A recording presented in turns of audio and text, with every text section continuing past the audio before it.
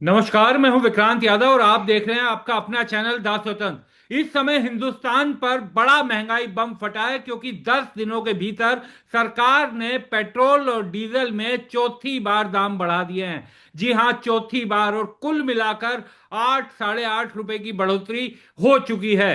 हर चीज में महंगाई का असर अब साफ दिखाई दे रहा है, लेकिन शायद अब महंगाई डायन नहीं बची है, क्योंकि मनमोहन सिंह के जमाने में तो महंगाई डायन कही जाती थी।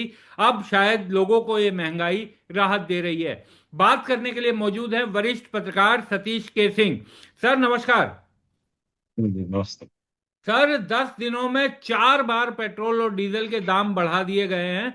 और पहले ये कहा जा रहा था कि भारत दुनिया का अकेला देश है जो दाम नहीं बढ़ा रहा। और आज तो एक और खबर आई सर कि तेल कंपनियों का मुनाफा अभी भी कम नहीं हुआ है। उनका जो आखिरी तिमाही है जनवरी से मार्च तक की, उसमें भी 19,500 करोड़ रुपए उन्होंने कमाए हैं। यानी युद्ध के दौरान वाले हफ्ते में भी उनकी कमाई जारी रही। तो कैसे देखा जाए सर इस महंगाई बम को? महंगाई देखिए, महंगाई का जो मार है वो अभी दिखा नहीं है। ये बस दिखा है, हाँ। लेकिन अभी बस ये शुरुआत है। ये शुरुआत है हम्म। कि अब सोच लीजिए कि 8 8 रुपया, साढ़े 8 रुपया बढ़ गया पेट्रोल डीजल का दाम। हम्म। और तो अभी तो ये जब इसका असर होगा हम्म। तब पता चलेगा कि वाकई में किन किन चीजों के कौन चीज बचता है जो महंगा नहीं हम्म। है ना। कौन सी चीज बचती है, ये देखने लायक होगा जो महंगा नहीं होगा। हम्म। है कि नहीं। घूमना फिरना तो हो, चलिए सबसे पहला चीज है। हम्म। जितना माल का ढुलाई होगा वो सब कहाँ से, वो तो सीधे सीधे आदमी पे, महंगाई लोगों पे ही उसको ट्रांसफर कर देंगे, और कर भी रहे हैं। हम्म। दूसरा, इसके साथ और भी ये बात है कि अभी क्या ये हो गया अंतिम क्या, हाँ। अंतिम बढ़त है क्या? नहीं ना। नहीं सर। ये अभी 10 रुपए के लगभग और बढ़ना चाहिए मेरे हिसाब से। अरे। 8 10 रुपए जरूर बढ़ना चाहिए। हाँ। हाँ। कारण है कि आज तो देखिए, इतिहास ये कहता है विक्रांत, जी सर। कि मोदी जी जब आए तो कहते थे कि हमारी तो किस्मत अच्छी है हम्म। कि पेट्रोल के आदि के दाम घट गए पूरे अंतर्राष्ट्रीय बाजार में, क्योंकि हम तो 90% बाहर से लाते हैं। तो उस समय सच में वाकई घटा था। मनमोहन सिंह के समय वो करीब 130 40 तक चला गया था।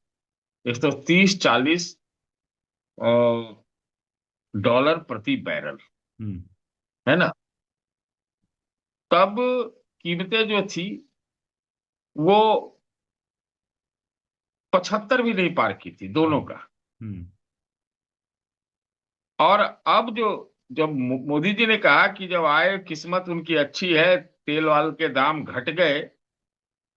और उस समय कितना बढ़ा, हम्म। बढ़ा जब, तो मेरे कहने का मतलब यह है कि तेल का दाम जब पूरे दुनिया में घट रहा था तो भारत में तेल डीजल के दाम बढ़ रहे थे हम्म। मोदी जी के कारण। ये पहली पहली बात इसको समझना चाहिए। हम्म।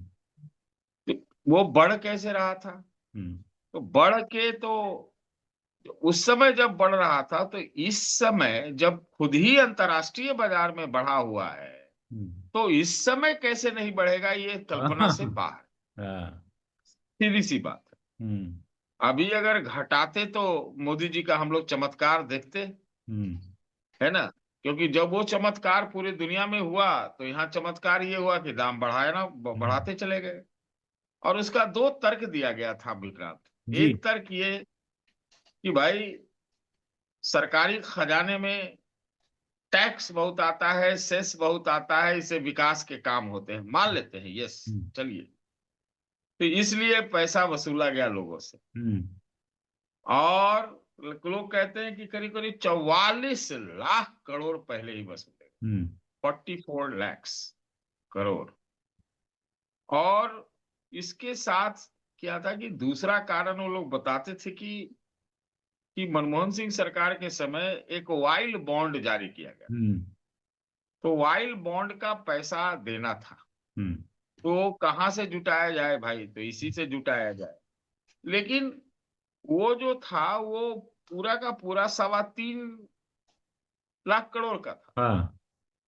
बॉन्ड, बढ़े 44 लाख करोड़। हाँ। आप समझो। हम्म। और वो भी सरकार ने इसको देना, शायद मैं पुष्ट नहीं कह सकता, 21 के बाद शुरू किया। हाँ।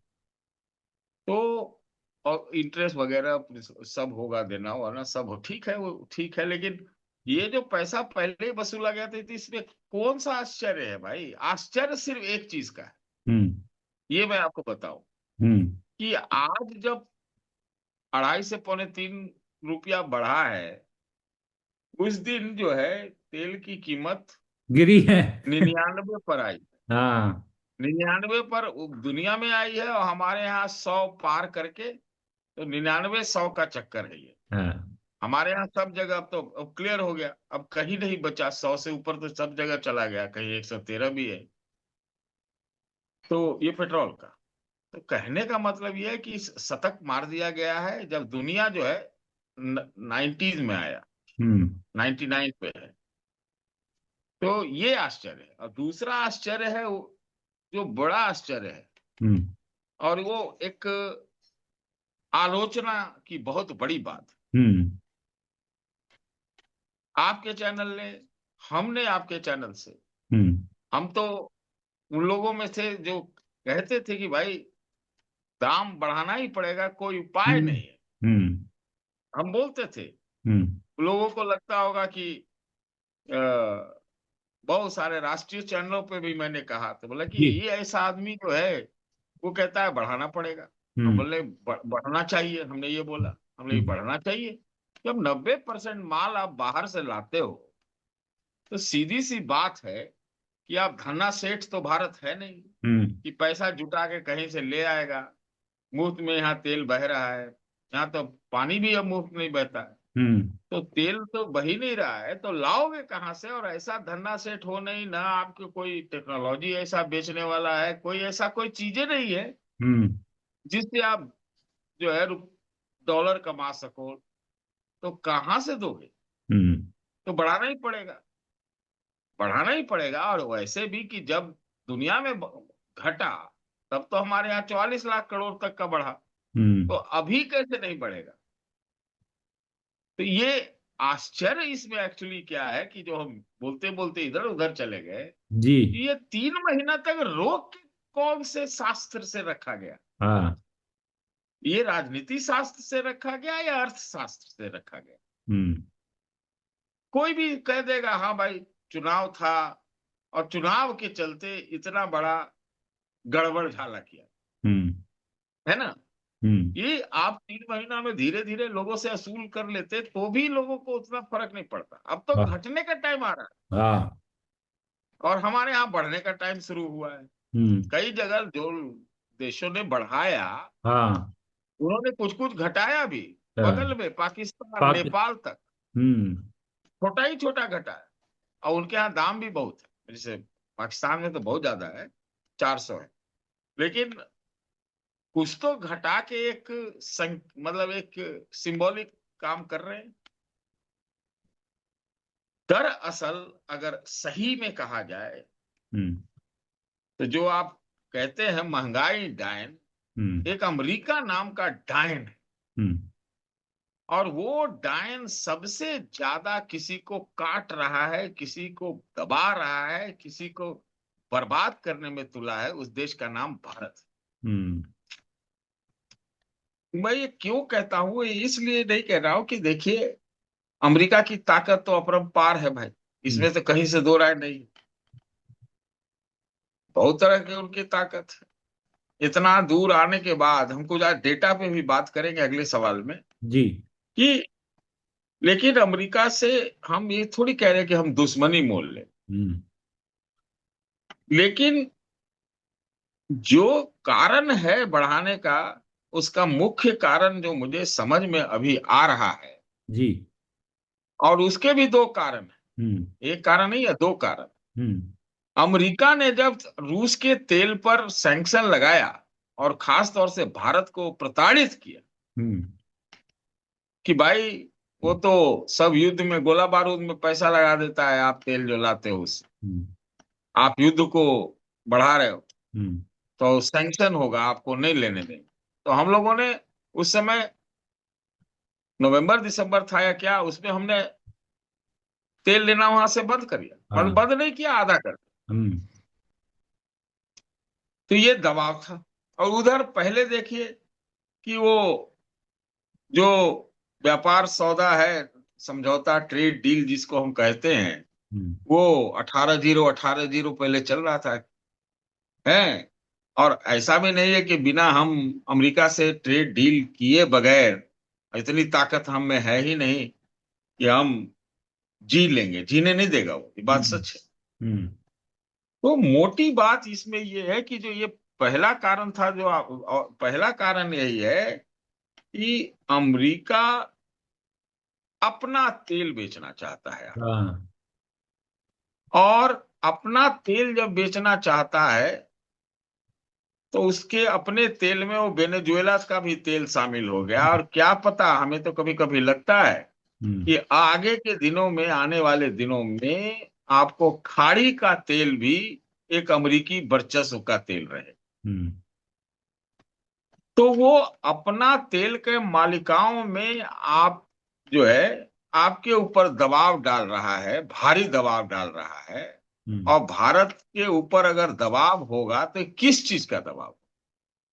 एक ही दबाव होगा ना कि भैया उनका आप तेल लो, दूसरे का तेल मत लो। हम्म। अब तो दूसरे जो अमेरिका का तेल या वेनेजुएला का तेल अभी के हिसाब से जो आएगा, हम्म। वो दिल्ली के एक मोहल्ले से दूसरे मोहल्ले में थोड़ी जाना है। हाँ। ये तो आना है, दूसरे छोर से आना है, बिल्कुल। दूसरे छोर से आना है। तो आने में भी समय ज्यादा, बहुत ज्यादा लगेगा, और पैसा भी ज्यादा लगेगा, हम्म। मतलब ट्रांसपोर्टेशन का, इंश्योरेंस का। और कुछ लोग तो कहते हैं कि वेनेजुएला का जो राष्ट्रपति या कोई है भी कि नहीं, हो तो उसी का देश हो गया अमेरिका, उसका प्रधानमंत्री या कोई जो भी है राष्ट्रपति आने वाला है भारत में, इसकी खबर अमेरिका देता है। हम्म।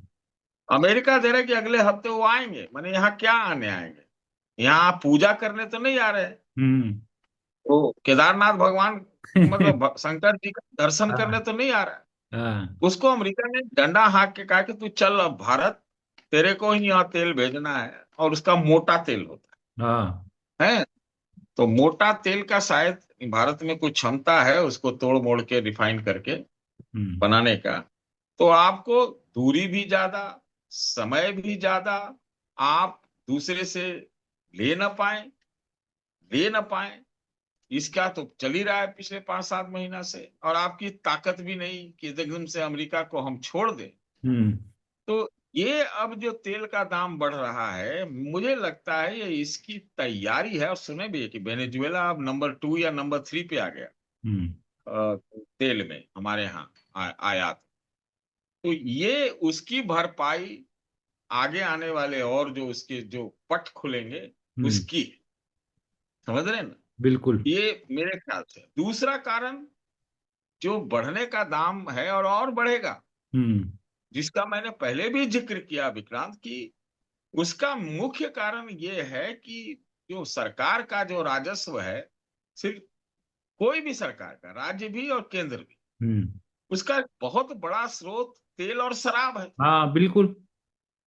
तो अगर आपका खजाना में पैसा लाना है टैक्स वैक्स का, और आपका जो है औद्योगिक प्रगति एकदम ठंडा पड़ रहा है, आपके यहाँ विदेशी पैसा आ नहीं रहा है, जो लगा हुआ था वो लेके भाग भी रहा है सब, तो आप पैसा कहाँ से जुटाओगे?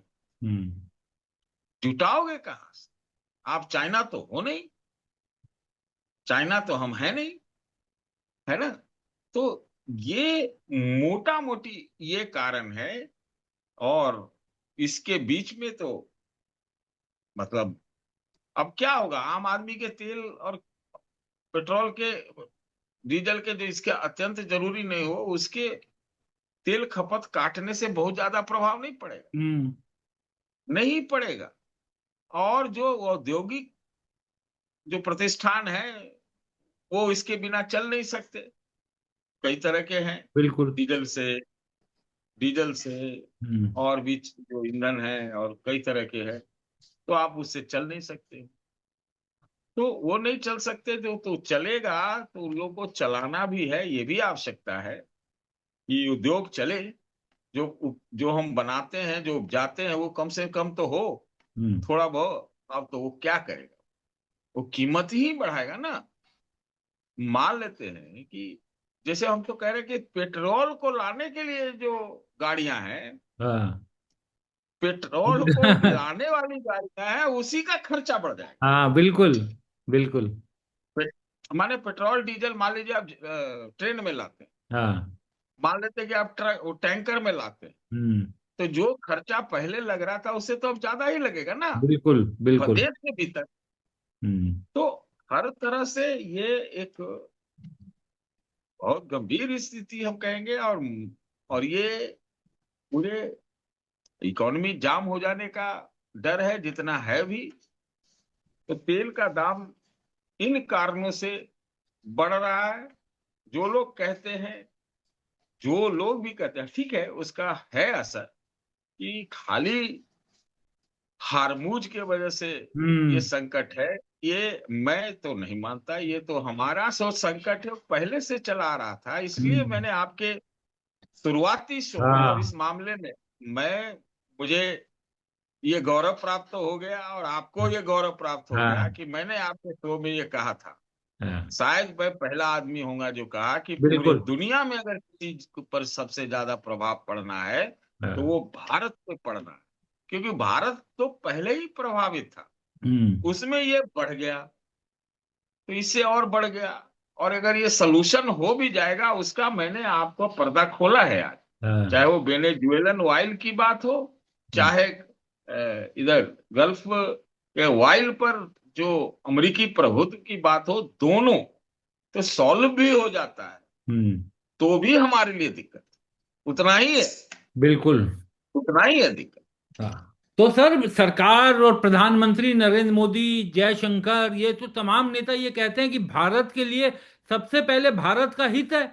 तो अब तो सर कोशिश करनी चाहिए, हिम्मत करनी चाहिए कि जहां से सस्ता तेल मिलेगा वहां से खरीदा जाएगा। विपक्ष कह ही रहा है कि आप अभी भी ईरान से क्यों नहीं खरीद रहे, आप रशिया से क्यों नहीं खरीद रहे, जहां से सस्ता मिल रहा है वहां पे अपने संबंध ठीक कीजिए और वहां से लाइए।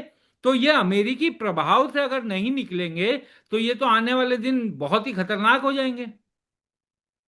देखिए, खतरनाक हो चुका है, खतरनाक होगा क्या? हम्म। ये खतरनाक स्थिति साल भर से चल रही है। हम्म। इसमें आग में घी का काम किया ये ईरान वार ने, और हम्म। जो कि एक पूरा डिजाइन ही यही था। आपको क्या लगता है अमेरिका वहां न्यूक्लियर एनरिच्ड यूरेनियम हाँ। लाने गया था ईरान में? हम्म। वो तेल पर कब्जा पूरी तरह से प्रभुत्व के लिए गया। बिल्कुल। जो कहते हैं ना, वार ऑफ फॉर चॉइस है, वो वार फॉर चॉइस नहीं है, वार फॉर वाइल हम्म। है कि नहीं?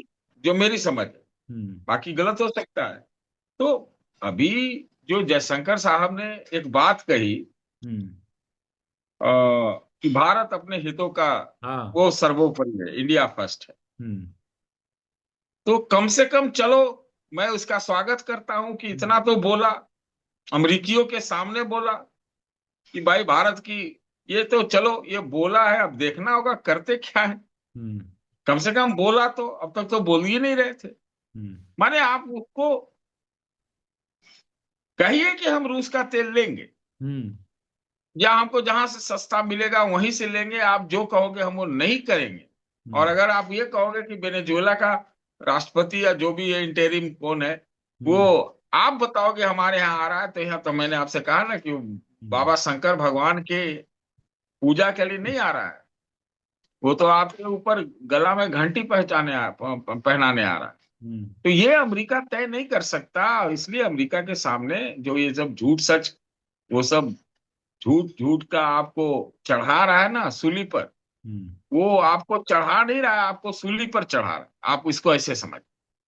ट्रम्प कहता है कि अ, मोदी के तो हम फैन हैं, हाँ। और कहता है, कोई और कहता है कि एकदम फेनोमेनल लीडर है। हम्म। तो वो कहने का ये होता है कि भैया तू जो हम कह रहे हैं वो कर दो। हम्म। इसका मतलब ये है दबाव, और इसी में झूठ आपको आपको पब्लिक कंजम्पशन के लिए ऐसे लफ्ज इस्तेमाल किए जाते हैं। ठीक है, अंधभक्त लोग खुश हो जाएंगे, लेकिन अंधभक्त इतना ट्रम्प को गाली दे चुके हैं अब कि अब फिर कैसे आरती दिखाएंगे ये हमें समझ में नहीं आ रहा है। हाँ। तो मेरा ये कहना है कि देखिए, आपको रूस बार बार ये बयान दे रहा है कि तेल उसका नहीं रुकेगा भारत में। हम्म। रूस बार बार आपको आश्वासन दे रहा है कि हम देंगे, हाँ। है ना। ये बराबर वो कहता रहा, हम्म। आपको देता भी रहा। हम्म। तो ऐसे में अमेरिका वाले एकदम से कामयाब हो जाएंगे तो ये तो होना नहीं चाहिए। अभी देखना होगा हर चीज को। मान लो हम तो यहां तक कहते हैं यार विक्रांत जी, कि अगर हमें को ट्रेड डील में वो बहुत कुछ ढील दे देता है तो हम्म। भी हम मान लेंगे कि ले लेंगे उससे तेल, लेकिन हाँ। कुछ तो करो। हाँ। 18-0 हमारे ऊपर, सैंक्शन हमारे ऊपर, पेनाल्टी हमारे ऊपर हम्म। है। ऊपर से रोज आके आप कहो कि वेनेजुएला वाला आ रहा है, अब हम आए हैं फिर वो आएगा। हम्म। मतलब तुम हर तरह से हमारे कब्जे में आ जाओ, उपनिवेश बन जाओ। हम्म। तो थोड़ा तो भारत को खड़ा ही होना पड़ेगा, हम्म। या स्मार्ट डिप्लोमेसी करे। क्या बिगाड़ लिया चाइना का अमेरिका ने? कुछ बिगाड़ पाया? वो अपने बिगड़ी को बनाने के लिए जो है चाइना जा रहा है। बिल्कुल। क्या बिगाड़ लेगा वो? हम्म। क्या बिगाड़ लेगा? कुछ नहीं बिगाड़ पाएगा। और रूस का भी नहीं कुछ बिगाड़ पाएगा, हम्म। क्योंकि अब ये चाइना और रूस का एक्सिस बन गया, हम्म। है ना। हमको बीच बीच से निकलना है। अब तो आप सुने ना, 3 साल में पहली जो है डॉलर के मुकाबले जो चाइना की करेंसी है आज सबसे उच्चतम है। हम्म। ये कैसे हो रहा है? जब ये अमेरिका ने लड़ाई छेड़ी, अमेरिका का पूरा वर्चस्व है, अमेरिका ये वो है, तो युआन कैसे बढ़ रहा है आगे? हम्म। तो इसका मतलब ये है कि जिसमें ताकत है और जो अपने तरीके से अलाइनमेंट वगैरह कर रहे हैं, जैसे ही ट्रम्प निकला चाइना से, हमको लगता है 1 दिन या 2 दिन के भीतर वहां पुतिन पहुंच गया। हम्म। आप समझिए। हम्म। तो कहीं कोई और रास्ता नहीं छोड़ रहे। तो बिल- हमको अपना अलग अलग रास्ता बनाने के लिए ये हमको भी काम करना पड़ेगा। चलिए, जयशंकर जी ने कहा है, उसको स्वागत करना चाहिए और ठोस शब्दों में बोलना चाहिए। ठोस शब्दों में बोलना चाहिए कि हाँ जी हम करेंगे। इतना नहीं होता है कि वो आपके ऊपर ईरान जैसा हमला कर देगा। अरे आपको तो अपनी रीढ़ की हड्डी मजबूत करके आपको तरीके से खड़ा होना पड़ेगा और कहना पड़ेगा कि इसमें भी तुम्हारा हित है, कि तुम हमें दोस्त कहते हो, एलाई कहते हो, स्ट्रेटजिक एलाई कहते हो, और सबसे ज्यादा अगर बर्बादी करते हो तो हमारा ही करते हो। हम्म। तो इसको कहना, उसके सामने खड़ा होगा। और नहीं तो आप तरीके निकालो डी डॉलराइजेशन का। अभी यहाँ सितंबर में ब्रिक्स का समिट होगा, उसको थोड़ा तवज्जो दिया जाए। वो ये नहीं कि अमेरिका के प्रभाव में आके वो तो ब्रिक्स को बर्बाद करना चाहता है। अब अमेरिका का ईंट जो है इतना मजबूत नहीं है, ये हमें समझ लेना चाहिए। हम्म। ब्रिक्स में भी हम कहते हैं कि भारत एकदम से जो भी करे, अभी चेयरमैन भी है, लेकिन वो वाला एक्सिस को बढ़ाना पड़ेगा। वो मजबूत करना पड़ेगा, तभी ये अमरीकी समझते हैं। अमरीकी को अगर आप तब तक ताकत नहीं दिखाओगे, वो कोई भाषा ही नहीं समझते, एकदम हम्म। कंप्लीट व्यापारी हैं। और कंप्लीट व्यापारी होना कोई गड़बड़ नहीं है राष्ट्रहित में उनके, लेकिन वो एक लेवल तक होता है। उसके बाद उनसे इंतजाम, मतलब आप उससे क्या कहते हैं, लेन देन नेगोशिएट टफ ढंग से करिए, तो वो फिर नीचे आते हैं। क्या बिगाड़ लिया चाइना का? फिर मैं यही बिल- कहना चाहता हूँ। बिल्कुल। सर, आप रीढ़ की हड्डी मजबूत करने की बात कर रहे हैं। वो मार्को रूबियो आए यहाँ पर, तो वो यहाँ पर कह रहे हैं कि 500 बिलियन डॉलर भारत को 5 सालों में लगाना पड़ेगा। तो ये तो 500 बिलियन डॉलर। नहीं, 500 बिलियन डॉलर का तो व्यापार की बात कह रहे हैं ना। हाँ, व्यापार यानी वो कह रहे हैं कि निवेश वही भारत सामान खरीदेगा। हाँ। वो तो पिछले ही साल से ये सब बोल रहे हैं। हाँ, तो अभी भी वो दोहरा रहे पिछले हैं ही सर। साल, हाँ। तो पिछले साल से तो अगर वो तेल तेल ही हम अमेरिका वाला लेने लगे, इन तो वो कितना हो जाएगा? ऐसे भी हम 22 लाख करोड़ का हर साल तेल खरीदते हैं, हाँ। है ना? हाँ। उसका अब हिसाब किताब तो अभी नहीं हो सकता। हम्म। और देगा क्या और लेगा क्या, इस पर हाँ। निर्भर करता है ना। और हमसे जो लेगा वो किस दाम पे लेगा, और हमको देगा तो किन शर्तों पे देगा? हाँ। जीरो पर। माने कहने का मतलब ये है, जो संकट है वो यही असली है। हम्म। इसी में तो सब कुछ है। हम्म। कि अगर वो $100 बिलियन का आपको सामान देने के लिए, ठेलने के लिए एकदम आपके ऊपर पीछे पड़ा हुआ है, तो बात ये है कि अब तक हम 50 बिलियन के लगभग ट्रेड सरप्लस में थे, हम्म। है ना? जब $100 बिलियन का ट्रेड होगा, हमारा क्या जाएगा? उसका लेना पड़ेगा $100 बिलियन का। हाँ। तो हमारे वाले का वैल्यू क्या होगा? हाँ। ये तो हम जहां से ट्रेड सरप्लस है, अच्छा सरप्लस है, हाँ। तो वही अब बिगड़ जाएगा। चाइना वाले तो ऐसे ही माल ठेले हुए, उसका तो पहले ही से ट्रेड सरप्लस बहुत हम्म। है ना? उसका उसका ट्रेड सरप्लस है। हमारा अमेरिका से हमारा ट्रेड सरप्लस है अब तक। हम्म। तो ये जो एक विषम परिस्थितियां हो रही हैं, हम्म। वो असली कारण है। और उसमें कहता है कि अमेरिकी तेल भी ले लो। वो हम्म। अभी आपके, कभी हम बोलते रहे कि भाई वो क्या आपको देना चाहता, वो देना क्या चाहता? वो आपको हथियार देगा, हथियार देगा, जहाज का प्रेशर डाल रहा होगा। आपको तेल देगा, उसका प्रेशर डाल रहा होगा। वो आपको जहाज बेचेगा, सिविलियन एयरक्राफ्ट और फलाना ठिकाना यही सब बेचेगा। हम्म। कोई मुफ्त में बेचेगा क्या? है ना? तो वो वाली बात है। और बाकी क्या कहा जाए इसमें तो, और हम क्या करेंगे उसको? हम क्या बेचेंगे? हमारा कितना परसेंट लगेगा उसके यहाँ? हम्म। हम क्या बेच लेंगे? ऐसे ही हम सोना का इंपोर्ट कम कर रहे हैं, हाँ। तो हमारा जेम्स एंड ज्वेलरी का जो व्यापार है वो वो भी प्रभावित होगा। एक दवा हम उनके यहाँ भेजते हैं, इसके लिए भी हम एपीआई के लिए चाइना पे हम्म। आश्रित हैं। तो ऐसा कोई बहुत बड़ी चीज हमारे पास जबरदस्त नहीं है कि वो हम कुछ कर पाए। ये सब दिक्कत है। जो फिर भी हमारा अगर 45-50 बिलियन डॉलर का सालाना उनके साथ व्यापार में सरप्लस है, हम्म। तो ये किसी प्रकार से बनी रहनी चाहिए। ये सबसे जरूरी चीज। क्योंकि अचानक से आप कहीं किसी देश से व्यापार करके, नया नया करके, संधि करके आप माल भी क्या भेजोगे? हम्म। अब पहले तो संधि की दिक्कत, उसके ऊपर माल की दिक्कत, है कि नहीं? हम्म। माल की दिक्कत, ये हमारी, हम चक्रव्यूह में है। हम्म। और ये समझ लें इस चीज को, है ना? आपको वो आत्मनिर्भर बनने देगा? कभी नहीं। एकदम बदमाश देश है। हम्म। तो वो अपना माल आपके यहाँ ठेल देगा, एकदम हर चीज में वो आपको प्रताड़ित करेगा। इसलिए हमने उनको कहा कि दुनिया का सबसे बड़ा डायन, हम्म। वो हमारे लिए तो सबसे बड़ा डायन। बिल्कुल।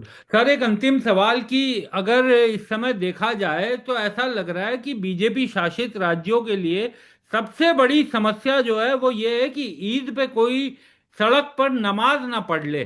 और टीवी चैनलों को खोलो तो लगता है कि बीजेपी इस समस्या को दूर करने में किस कदर सफल हुई है, ये दिखाने में पूरा टाइम लग जाता है। लेकिन ये जो संकट है महंगाई का, बेरोजगारी का, ये तो अब्दुल पर भी पड़ेगा और विक्रांत यादव पर भी पड़ेगा और तमाम हर आदमी पर पड़ेगा, बिना उसके जाति धर्म पहनावा कुछ भी देखे बगैर। तो इतने बड़े संकट के बीच में भी हमारी प्रायोरिटी ये है कि त्योहार पर कोई नमाज ना पढ़ ले सड़क पर। क्या, कैसे समझा जाए सर इस देश को? देखिए, जब ऐसे संकट आते हैं, महंगाई वाले, हम्म। रोजगार बेरोजगारी वाले, कमाई वाले, हम्म।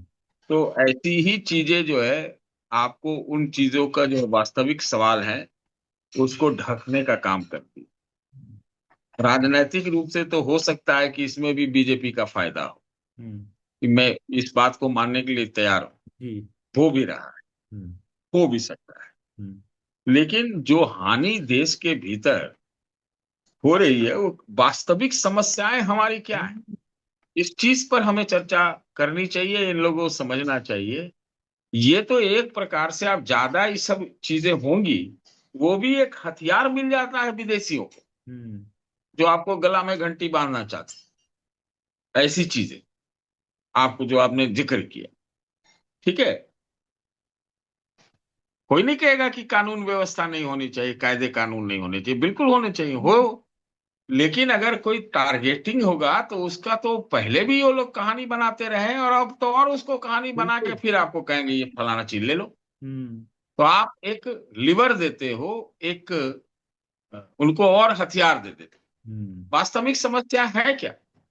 वास्तविक समस्याएं पर चर्चा आप लगातार करना चाहिए। आप वास्तविक समस्या क्या है?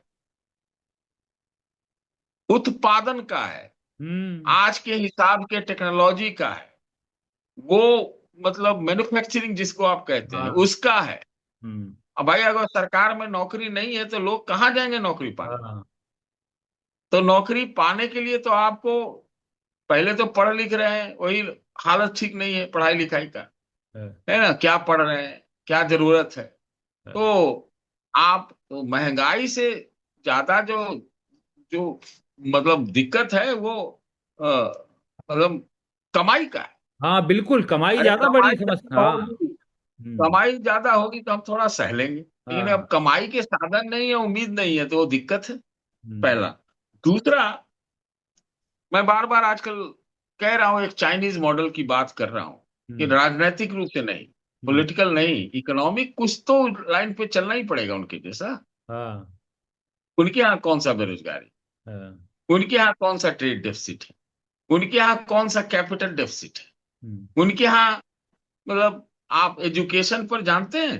हम्म। एजुकेशन और रिसर्च एंड डेवलपमेंट पर वो कितना खर्चा करते हैं? हाँ। हैरान करने वाले फिगर्स, हाँ। हैरान करने वाले। भारत और चाइना का आप कंपैरिजन कीजिए तो बिल्कुल। हैरान करने वाला है ना? हम्म। आप मतलब अगर आप 16 खर्चा करते हैं तो वो 202 खर्चा करते हम्म। हैं।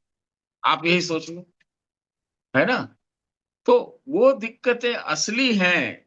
और ये और सब नौजवान है आपके यहाँ, इतना ज्यादा नौजवान है कि बहुत ज्यादा नौजवान है पूरे भारत में। हम्म। तो वो नौजवान करेगा क्या, ये समस्या है ना। तो इसलिए बिल्कुल। क्या होता है कि आप ऐसे ऐसे भावनात्मक मुद्दे और वगैरह, लेकिन उसकी भी एक मियाद होती है। वो आपके लिए एक लीवर भी बन जाता है बाहर दुश्मनों के लिए भी, दबाव डालने वालों के लिए। और दूसरा, आप भले ही सोच रहे हो कि राजनीतिक रूप से डाइवर्ट हो जाते हैं, इसी में फंसे रह जाते हैं तो कोई वास्तविक बात नहीं करेगा, लेकिन वो वास्तविकताएं हटती नहीं है ना, रहती तो है ही, हम्म। ढकी रहती, डाइवर्टेड रहती।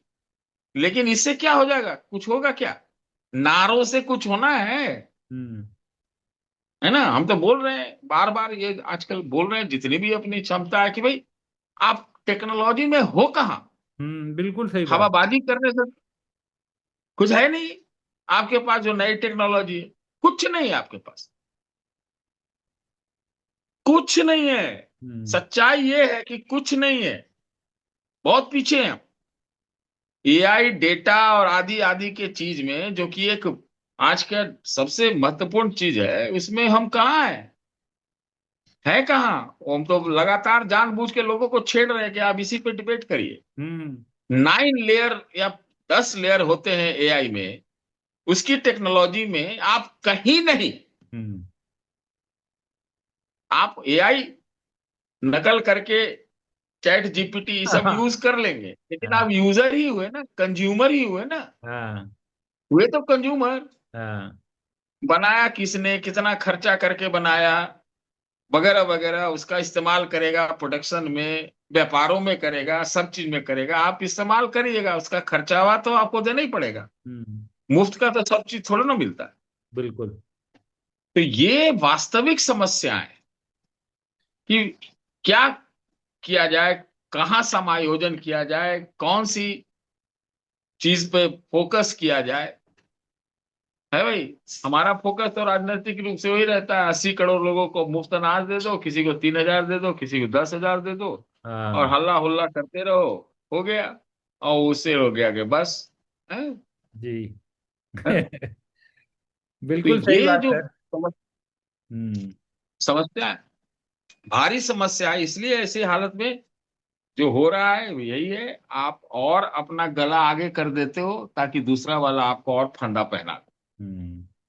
बिल्कुल ठीक कहा सर। उम्मीद की जानी चाहिए कि इन समस्याओं की तरफ भी कोई ध्यान दिया जाएगा, तभी समाधान भी निकलेगा। बहुत बहुत शुक्रिया सतीश सर, आप जुड़े, चर्चा में शामिल हुए, बहुत बहुत शुक्रिया।